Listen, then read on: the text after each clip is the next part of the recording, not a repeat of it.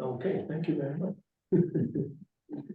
Okay, that screen can now go. I have a screen superimposed. Got it. Okay, here we go.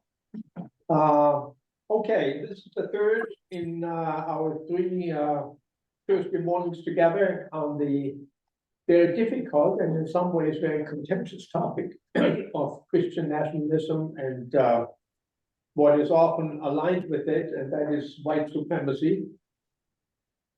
In the context of a time when our nation is ideologically and politically and in so many other ways culturally divided and breaking into schisms here and there, and it certainly affected the life of a lot of congregations and church folk. And I call it the heresy of Christian nationalism, the heresy of Christian nationalism, that the ideology that stands behind it, which I spent the first session on, where we talked about some definitions about what is Christian nationalism, that can probably be summed up in one phrase: the alignment of power, church power, faith power, with secular power, with governing authorities, etc., etc. And then in the second session, I gave you a very, very dense and intense overview historically of places in history since the beginning of Christianity, from Emperor Constantine in 323, when he aligned the church and made the Christian faith the official religion of the Roman Empire. And from that point on, there have been very disturbing and detrimental to the Christian faith manifestations of that alignment of power between church and state, between the Christian faith and legal, cultural systems and structures in societies, in nations, in empires, that in some places, as we saw last time, cost millions and millions of lives because of the use of force and violence in the attempt to perpetuate and to move the Christian faith forward and make it the dominant faith in particular nations or in particular empires. So you think of the Holy Roman Empire, that was the major political entity in medieval Europe, all the way until we get to the more modern era in the 19th century. Those had significantly detrimental consequences. We stopped last time when I was talking about the rise of Christian nationalism under the Nazi regime in Germany, and how much of the church, both Catholic and Protestant, walked lockstep with the Nazi ideology on the basis of an understanding of the Christian faith and of biblical passages and biblical foundations that that governing authorities have been established by God, and therefore we are obligated to obey and to align ourselves. In fact, the church in Germany became subservient to Hitler and to the Nazis, and often became servants together with the state of what was going on. Tim. Just a reflection on that this past week, that I'm sure some of the people and the church's alliance with the national German parties was, so to speak, out of survival. We had to do it in order to survive. But I think as well, certainly seeing what were happening here and probably there as well, that it was tapping into some Christian or church people who liked having someone to come alongside, that it wasn't just out of pressure, that, there's something I think happening in our country as well that says, yeah, they're saying what I want to say, but I don't have the guts to say. And a lot of it is this inert inner kind of need to be on top of things, to be in control, to be aligned with the levers of power that that bring about certainty and security in the midst of fragmentation. And of course, Germany was in a mess after the First World War and the Treaty of Versailles. And that really created the condition: fear, uncertainty about the future, and so on and so forth.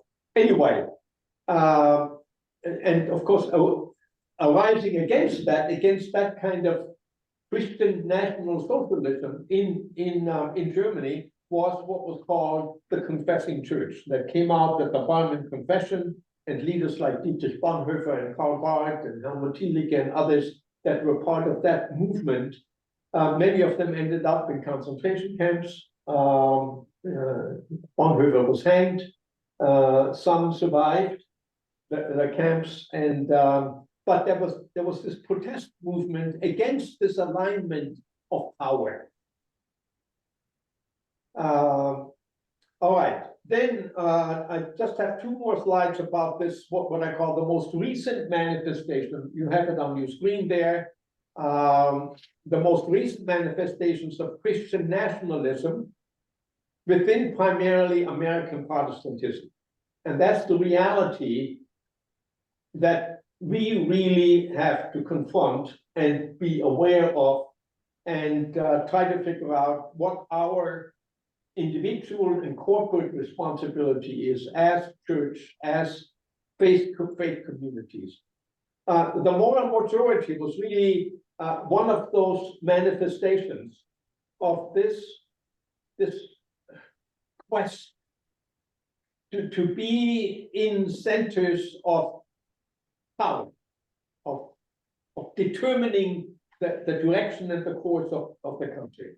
Moral majority, American political organization within the fundamentalist wing of Protestantism, was founded in 1979 by the Baptist minister, you have it there on the screen, Cherry Falwell, who was also longtime president and I think founder of Liberty University in Lynchburg, Virginia, which is probably the most, how should I put it, the most visible example on the educational front of this need to be heard and to be aligned with power. Its stated goal was to advance particular Christian traditional, conservative, social, cultural values by lobbying local and national political leaders to advance those values via legislation. Okay, that's where the attempt to have levels of power comes in. Via legislation, enshrining them in state and national law. The moral majority basically officially went out of existence 10 years after Cherry Falwell started it. But it had disseminated into particularly the evangelical wing of American Protestantism. And I've mentioned that the word evangelical, the whole concept, has been really bastardized and become politically used for a particular kind of understanding of the Christian faith and the application of biblical principles or biblical teaching to certain areas of cultural, political, social, national, state life. Okay? So evangelicalism in the late 20th into the 21st century, the attempt by major Christian groups and movements to gain privilege and, if possible, legal status for traditional conservative Christian social, moral, and political values. political engagement and advocacy by leaders and congregations across the land. When you see political leaders who are running for office, let's say, kowtowing to and going to the meetings of evangelical groups in the country for one purpose, get the vote out for this particular sector of American political life and power. Good morning, Sig. Glad you made it. That's my brother, by the way. Okay, so this is kind of the scenario that we have in our land. Again and again, you hear persons talking about. Listen to the news. I don't care what channel you're watching, whether on the left end or the right end, of this alignment between evangelicalism and particular sectors of American political orientation. Okay, so my son, who knew that I was doing this thing on Christian nationalism, sent me this poster that somebody was holding out. Evangelical Christianity is just radical Islam with pork and beer. You see, the point that he's making is that radical Islam is in fact Muslim nationalism. What controls the major large Muslim countries, from Iran to Arabia to other places, is what? The teaching of Muhammad, of the Quran, in a particular way of understanding that, so that there is this ideology of preserving the faith via violence. Okay, and the moral values of the particular religious system have become what? Enshrined in national laws. And if you violate them, boom, out you go.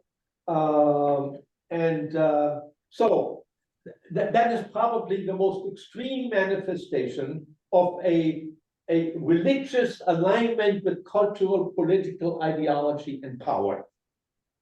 You have similar trends going on in India, for example. The attempt to reestablish Hindu dominance in a primarily Hindu country, but there are many, many Muslims in that country also, as well as Christian communities. But under the present prime minister in India, there's an increasing attempt, just like there is under what's his name in Turkey. Erdogan. Yeah, Erdogan. Right. Same thing, moving it toward a more rigid embodiment in the social, cultural, political life of the nation of the particular beliefs and values of the religious system. So it's not only white Christian nationalism in European, historical European-oriented countries, United States, Canada, etc., the European nations, but in other religious contexts around the world, you have similar kinds of things going on. Okay. Today the focus is, and I have about what, half an hour? Yeah. Until 10 after, something like that. Yeah. Christian nationalism in biblical perspective. This is my most important concern, that within our Christian communities, we really hear the core of the Christian message in relationship to those kinds of attempts to align with power. So Christian nationalism in biblical perspective. The ideology of Christian nationalism, I believe, is contrary to Christian faith. The terms Christian and nationalism in this Christian nationalism dialectical kind of concept, are an oxymoron. You know, oxymoron in syntax and grammar is two words or one word which is internally contradictory and in tension with each other. It is a contradiction in terms, I think. The biblical vision of the divine purpose for human life and human community, which is the larger, civics, has to do with groups of people in a particular national context. The biblical vision of the divine purpose for human life is not Christian nations. And that is what is the core ideology behind Christian nationalism in our country. That is that America was founded as a Christian nation and we got to get back to it. To something that never really was. There were faithful, committed Christians involved among our founding fathers and mothers. But ultimately, the nation was founded as a nation where all people are created equal and are endowed by their creator with certain inalienable rights, life, liberty, and the pursuit of happiness. If you look at among the things founders were rebelling against were laws that required you to pay tax to support in the New England, the Congregational Church and so on. Yeah, like the state churches in Europe, Right. where the church was supported by the taxes that the government collected. Yeah. And whether you were a believer or not, guess what? You paid the tax. Right. Yeah.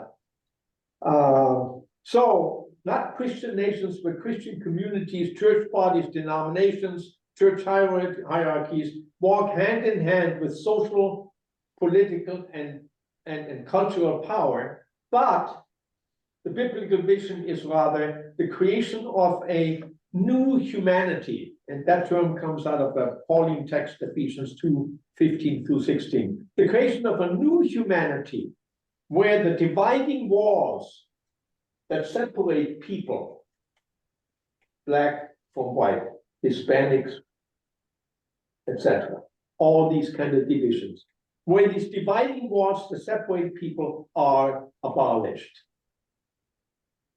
Individuals and communities of Jesus followers who are present within their nations, their tribes, their communities, their cultures, their ethnic groups, as salt and light, as advocates for justice, as practitioners of mercy, bearers of truth, love, generosity, as people who welcome strangers and aliens. There's a lot that the New Testament and the Old Testament says about the welcoming of the stranger, of the alien. Those who care about the last, the least, and the less, that's the phrase that has often been used. So the overarching biblical perspective, and I'm going to focus on the New Testament, primarily the teaching of Jesus, but the overarching biblical perspective is that in the life and teaching of Jesus, human understandings and uses of power, namely to control, to oppress, to coerce, to demean, to manipulate, to exclude. So all ways in which power is used are decidedly rejected as contrary to the divine purposes for human life and community. Okay, that's the overarching perspective. Now let me unpack that a little bit. The biblical what I call the biblical subversion of the nature and exercise of power. So I think somebody mentioned last time when we were talking about some of this, the New Testament and even the Old Testament talk about the power of the Spirit. But the question is, what kind of power are we talking about? So, Tim, I think you've seen this before in our class in biblical theology for marriage and family, when you were doing your doctoral work. Long time ago. Long time ago. But I ran across this understanding of the various ways in which power can be used in personal relationships, husbands and wives, for example, in larger communities, in Christian organizations, in all kinds of gatherings of human beings. There is exploitive power. That is, it's an overt forcing other people into a particular kind of way of being and of living and of existing. Exploitive power over others. Then there's manipulative power, which is covert. Psychological abuse, for example, in a husband-wife relationship, is that kind of power. It's covert, it's power over the other, but through psychological manipulation. Or in larger communities, ideological manipulation, where power is gained by subterfuge, okay? Competitive power, it's the win-lose. You either win or you lose. There's no middle ground. Okay? Either Christians win in terms of social, cultural, moral, ethical values, or they lose. And so guess what?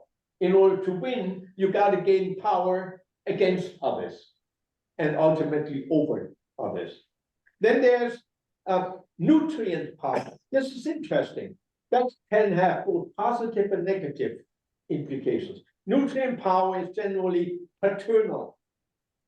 Parents exercise that kind of power in raising of their children, where you have to lay down the law sometimes, and you have to say this far and no farther. Okay? Nutrient power, but in more advanced relationships, adult relationships, power, nutrient power expressed for the other can be very detrimental. For example, I quoted last time from a Calvinistic Reformed sermon from one of the Boer pastors of the Boers that were attempting to establish a new Canaan, a new Christian state, a new covenant community in South Africa. And he said, the blacks, the Kafirs, are children, and we must take care of them and control them, because they are like children. That's exercising power for others, but it's really keeping them in line. But to use your example as a parent, with certainly a younger child, to say you need to go to bed now. Oh, yeah. And the child not liking that, to the child it feels oppressive, but to the parent, it's not in its best form. It's not saying because I have the power to make you go to bed, it's because I know what's good for you, and I'm really doing something. Right. In that context, paternal power is appropriate. Yeah. But in the context of nation groups, of ethnic groups, for whites to say the blacks, Sure. that's then the negative use of paternal power. Okay. The final one is integrative power. And the author of who put this together, who thought about this, and I wrestled with it a lot, talks about what they call integrative power. That is, it is mutual. It is power with and for others, but not for others because they are minors or less, but in order to encourage, to empower each other. That's what husbands and wives are called to be and to do, to be there for each other, to nourish and care for one another. That's integrated power. Mm-hmm. This is probably the kind of power that the teaching of Jesus and much of the Old Testament, in addition to, in its anticipation of Jesus' own teaching and ministry, is about integrated power, power with and for others. The New Testament understanding of the lordship of Jesus. A lot of people have said, Jesus is Lord. That means Jesus is in charge of the church. Is the Lord of the church.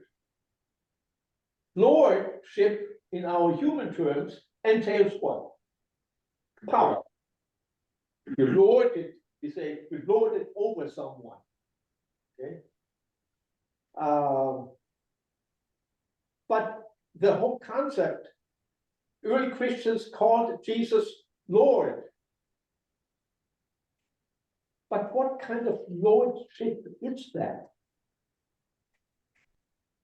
In the life and teaching of Jesus, the nature and uses of power and authority are radically transformed. There is in his life and ministry a radically new vision is given birth. There is authentic power, divine power. Authentic power is not used to control, but to serve. So Jesus was called Lord, but the image that we get in the New Testament of Jesus is what? Jesus as the ultimate servant, the servant of Yahweh, the servant of God. I should have let you know that I wanted you to have a text this morning, but I'm going to quickly go through these. Central what I call. Can you get some Bibles first? Right over there. Yeah, if you want to grab those folks here, the folks at home. If you're close to your library, you can grab a Bible, okay? I thought you had memorized. I did. I just want to check this. We begin with Mark 8, and I chose Mark because Mark has a dense section with these Christological texts, also Luke and John and the text from Paul that we are all familiar with. First, Mark 8:31. Mark 8 is the chapter in verses 31 and following. It's actually earlier. Just before we get into 8:31, Jesus asks his disciples, "Who do people say that I am?" And they say, verse 23, they answered John the Baptist. Remember, John the Baptist had been executed, beheaded by Herod. John the Baptist, there was belief that John the Baptist would be coming back. Or others said Elijah. There was also that sense that Elijah would come back. And still others, one of the prophets, they weren't quite sure whether it should be Elijah, but one of the prophets would come back. Okay? And then he said, but who do you say that I am? Jesus asked, verse 29. And Peter answered him, you are the Messiah. The word is Messiah, which is the same as Christos. Christos is the Greek word. Messiah is the Hebrew word. And it means the anointed one, the expected Messiah. And in first century Judaism, the expectation of Messiah was associated with the revival of the greatness of Israel as a nation above all other nations. Kick out the damn Romans and give us freedom again. Reestablish the glory and the wonder of the kingship under David and Solomon. So Peter says, you are the Messiah. And in the Markan text, it says, and Jesus sternly ordered them not to tell anyone about him, that not to talk about this messiahship. And then Jesus goes on to say that the Son of Man, and that's the title that he uses, we'll get back to that in a few minutes. Son of Man must suffering, will be rejected by the elders and priests, after 3 days be killed, and after 3 days rising. he said all this quite openly, and Peter took him aside and began to rebuke him. And in the Gospel of Matthew, when Peter makes that confession, you are the Christ, the Son of the living God, you are the Messiah.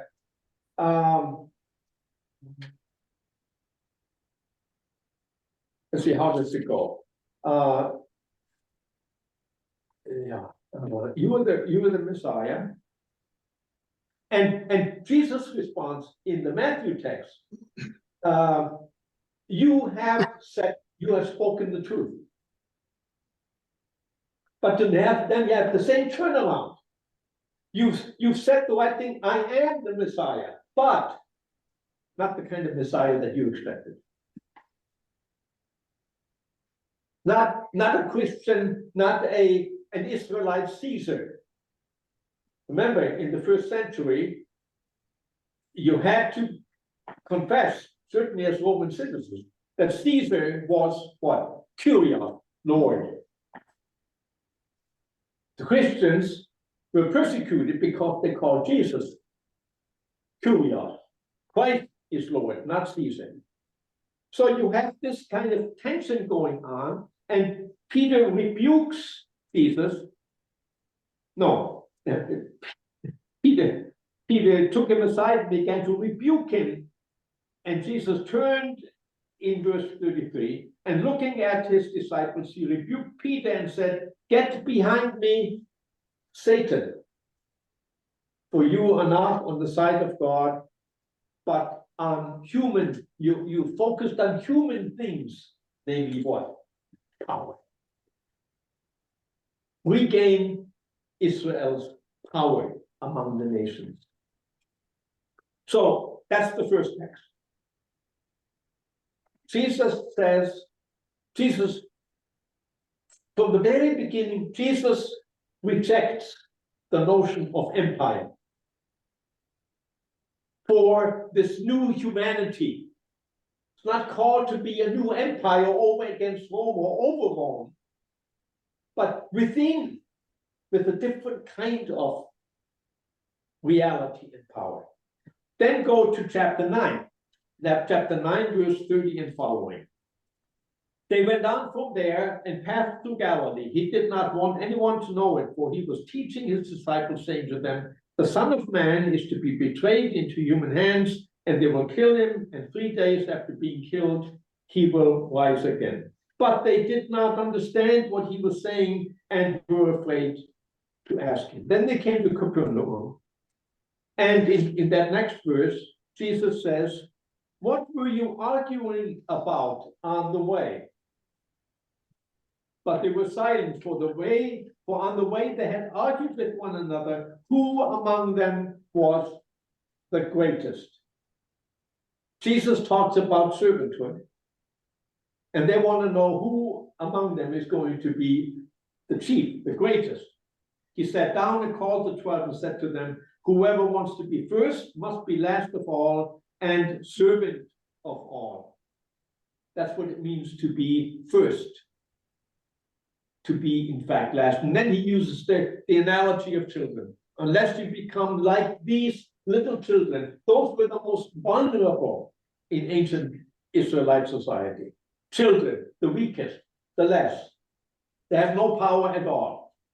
Unless you become in your mind like that, you cannot really be my followers in the truest sense of that word. Okay, so Jesus talks about servanthood. They grasp the greatness. Then go to Mark 10. These are the 3 Markan texts that talk about this tension here. Mark 10:32 and following. They were on the road going up to Jerusalem, and Jesus was walking ahead of them, and they were amazed, and those who followed were afraid. He took the 12 aside and began to tell them what was to happen to him. "See, we're going up to Jerusalem. The Son of Man will be handed over to the chief priests and the scribes. They will condemn him to death. They hand him over to the Gentiles. They will mock him and spit on him and flog him and kill him. And after 3 days, he will rise again." James and John, the sons of Zebedee, came forward to him and said to him, "Teacher, we want you to do for us whatever we ask." And he said to them, "What is it you want me to do for you?" And they said to him, "Grant us to sit, one at your right hand and one at your left hand, in your glory." In other words, they asked for positions of power in what Jesus called the establishing of the kingdom of God, or the reign of God. They want to be Secretary of State and Secretary of Defense. That's right hand and left hand of power. And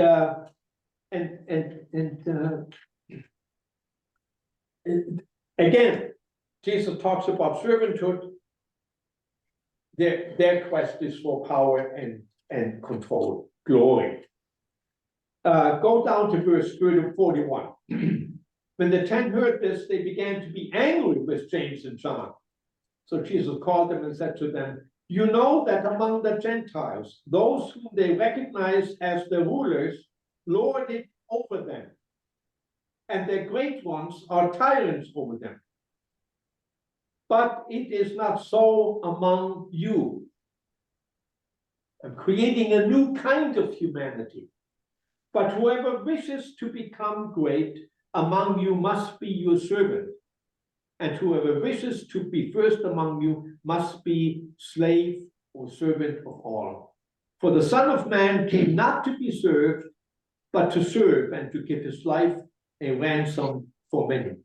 That text in verse 45, "For the Son of Man came not to be served, but to serve and to give his life as a ransom for many," is a direct citation from the prophecy of Daniel.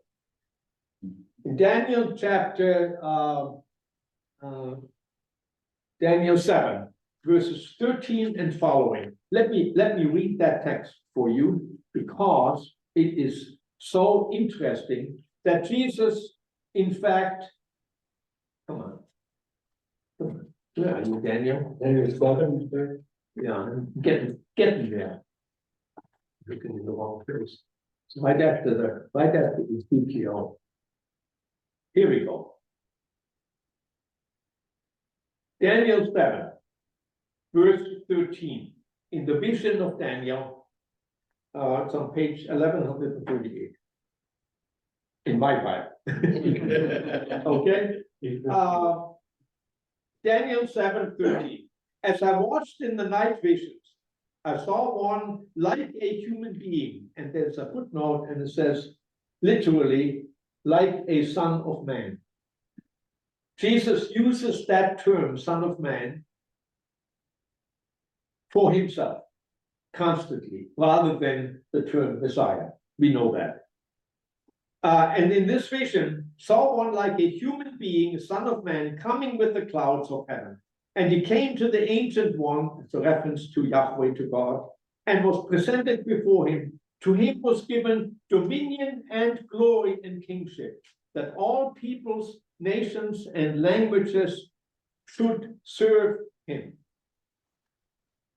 Jesus, in Mark chapter 10, verse 44, says, "For the Son of Man," that's the quote from Isaiah, from Daniel, "for the Son of Man came not to be served."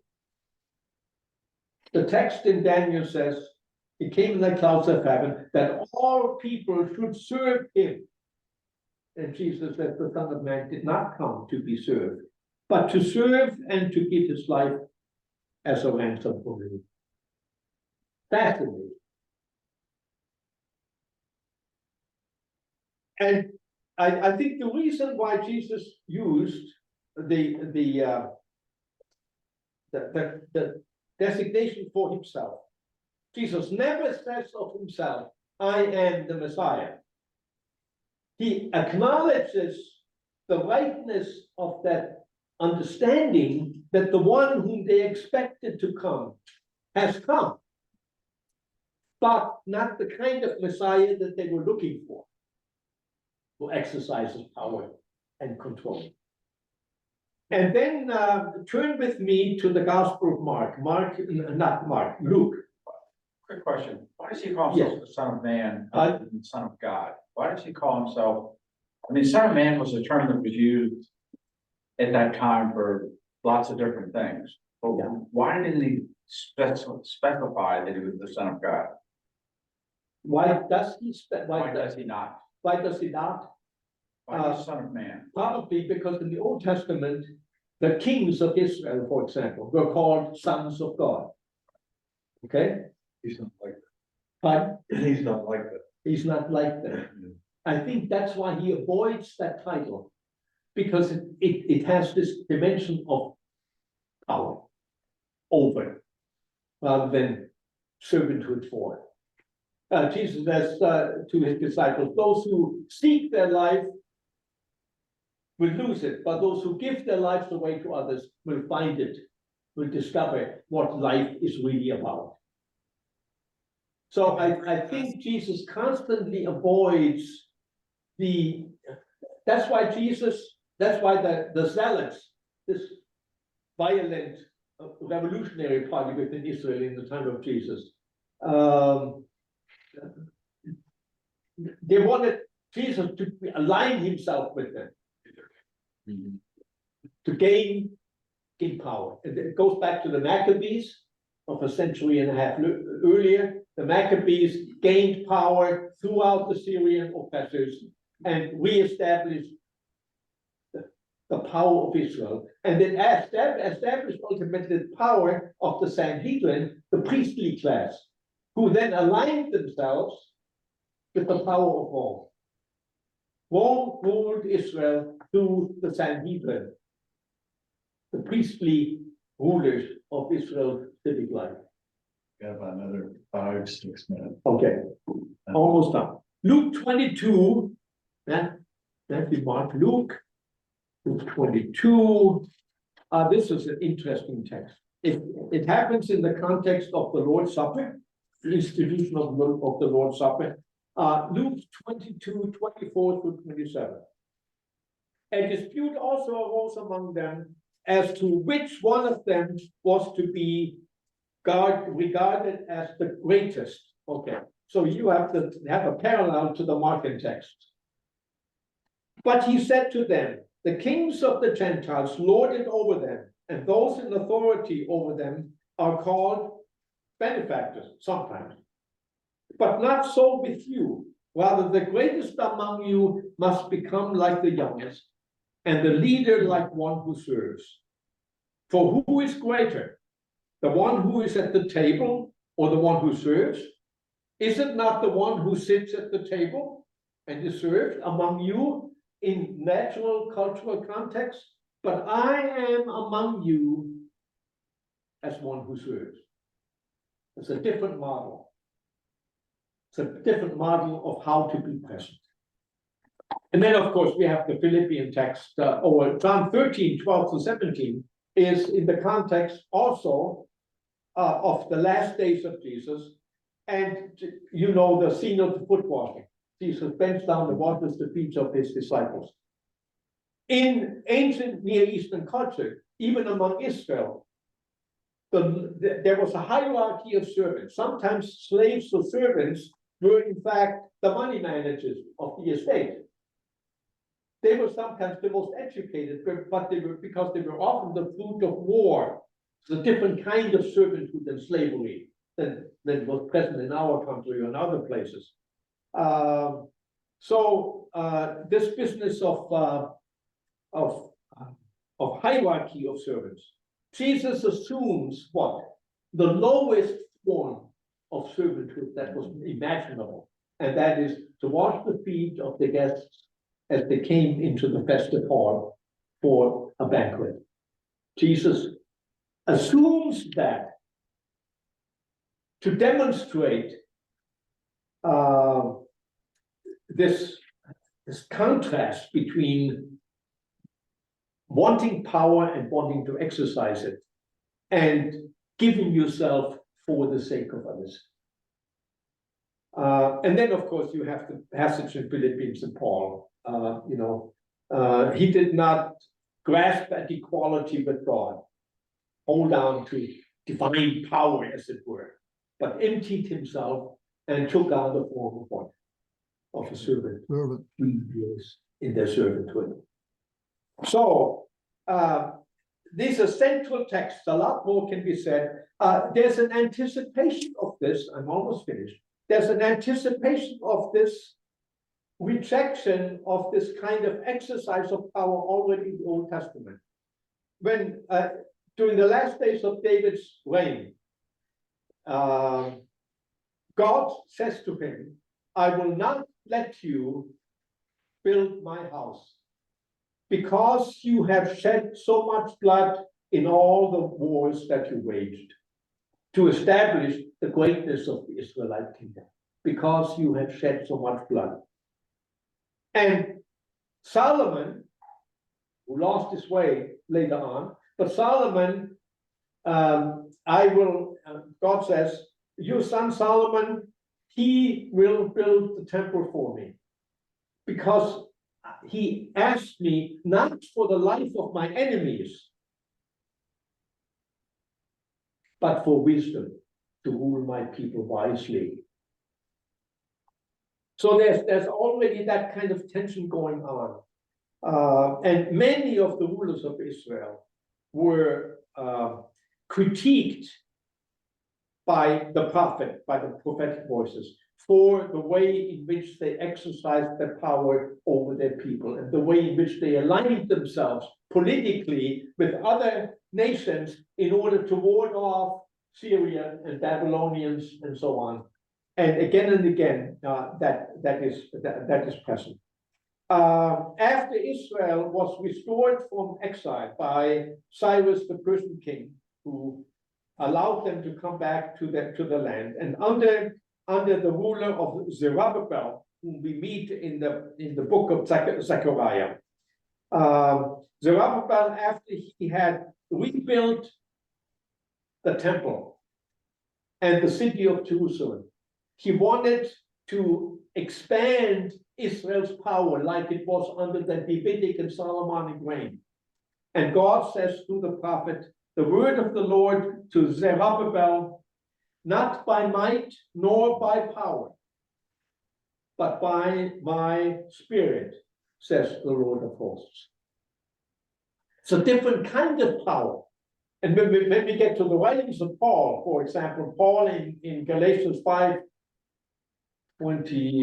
or 5:12, I can't quite remember right now, where Paul says, when the Spirit of God is present at work in human beings and in human communities, the result is the gift of the Spirit is love. It's a singular word. The gift of the Spirit is love. And then there comes a comma or a parenthesis, which is not in the Greek text, but the grammar is that way. The gift of the Spirit is love, joy, peace, gentleness, kindness, goodness, self-control. That control is a different kind of power. The fruit of the Spirit, that is when the Spirit of God is present. The expression of that is love, and love is always a serving, not a grasping. And you have the word in Isaiah, they shall beat their swords into plowshares. This is Isaiah 2:4. They shall beat their swords into plowshares and their spears into pruning hook. Nation shall not lift up sword against nation, neither shall they know war anymore. And that's a prophecy about what? The coming of the Messianic age. The different kind of exercise of power. Instruments of war, violence, of power, of control. The sword and the spear are reshaped into instruments of what? Instrument for the nurture of life. Fabulous picture. In fact, there's a statue that was given in 1949 by the USSR to the United Nations. A powerful statue of a man with a huge hammer, hammering a spear into a plowshare. It's really impressive. And the text from Isaiah is engraved on the entrance to the United Nations in New York. They shall beat their swords into plowshares and their spears into pruning hooks. That was the vision of creating the United Nations, to stop war, to stop what worldwide had been experienced through the First and Second World Wars. Okay, that's it about, let me just quickly finish this. The new humanity, in the new humanity inaugurated by Jesus, the power place of this world characterized by domination, manipulation, exploitation, marginalization are out of place. As embodied in Jesus' life and expressed in his teaching, the nature of authentic power is not control from above, but strength from beneath. It does not coerce or demand, but serves and divides. In the new humanity inaugurated by Christ, in Galatians 3:26, there is neither Jew nor Greek, there is no longer slave or free, there is no longer male or female. In the new humanity in Christ, these contrasting pairs in the context of the Roman world represent racial hierarchies, social hierarchies, and gender hierarchies. Neither male nor female, Jew nor Greek, that's ethnicity, race, slave nor free, those are social hierarchies, social constructs in human life.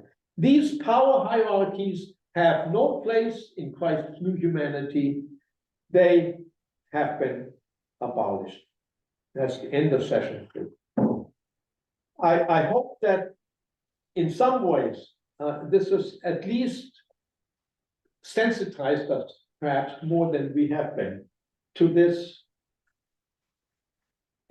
quest that we see popping up in a number of different ways in our own society, in our own time, of this quest for the alignment of power between Christian faith and Christian values and so on, into legal structures that are then imposed upon everybody.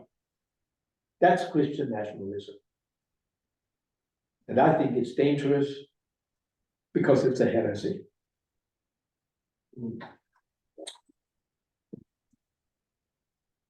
And as one of the 3 men who provide leadership to this group, I'm making an executive decision, so I'm not doing servant leadership. But next week, we will have an opportunity just to have a kind of general discussion about the 3 weeks material that Manfred's presented, not wanting to talk behind your back. We'll record it and you can hear it, and maybe when you're back in other times when you presented a whole lot of stuff and I think it should be good for us. I wish we had one session next week where I was here, but we're leaving on Saturday on my kind of 1 month absence. Yeah, We actually, go back to the south to my old church in South Carolina. there's 5 Thursdays in February, and Steve Boyer can only do 4 of them. So if you're back